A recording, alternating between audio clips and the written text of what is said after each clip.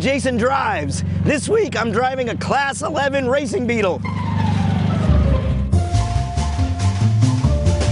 I know I hardly ever mention it, but I daily drive an old 1973 Volkswagen Beetle. That's why driving this car has been so exciting for me. This is a Class 11 desert racing Beetle. It's built by Project Baja, and it's basically as close as you can get to a stock Beetle that's running in these desert races as anything. All the body parts from a regular Beetle have to be in place, but every little detail that could be made to make something stronger or last longer has been done. It's like if you had a perfect clone you met years later, only to find that clone had been working out every day and wasn't a disgusting slob like you and I probably are. And that's how a regular Beetle feels next to a Class 11 Beetle. These things run for 48-hour stretches in a car that's nearly 50 years old.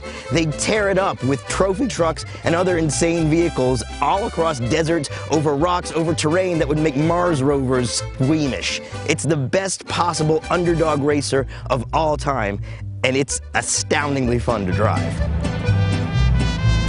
Fundamentally, you're still just driving an old Beetle. It still feels and sounds and runs like an old Beetle. There's still all the slop in the steering wheel from an old Beetle, but the difference here is the terrain is a huge part of what's going on. You're constantly fighting against the road that's wanting to move the car all over the place, in places you may not want to go. When you drive these things over the silty, loose surfaces, it's really more like you're just kind of guiding it.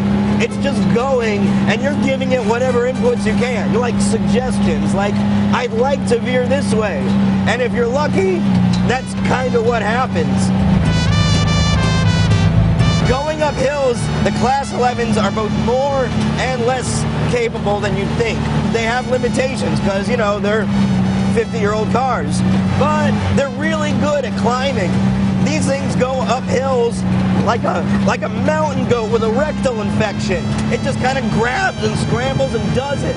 And these races are so brutal on all the cars. It's punishing, and these things just take it. So the rules for Class 11 say that the car has to be as much like a stock Beetle as was sold in that particular year as possible. This is not like a Baja bug or a sandrail where you can cut things off and use massive wheels or anything like that. Decadent luxuries like glass, those things can go, and in its place you can have a roll cage, racing seats, new dash, all that kind of stuff. But if we look at the engine, the requirements are that it has to have a maximum 1600cc engine, like VW had from the factory, a single carb. I don't even have that in mind, I have two.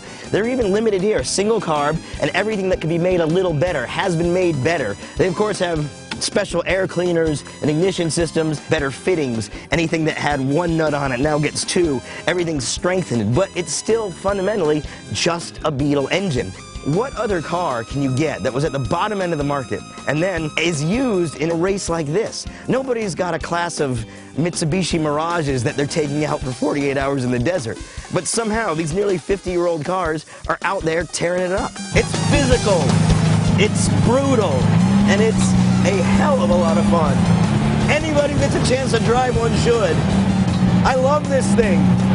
It's got all the driving quirkiness I love with a Beetle, but tough and just unstoppable. It's plucky and angry and happy all at the same time. It's just a mad, mad little machine.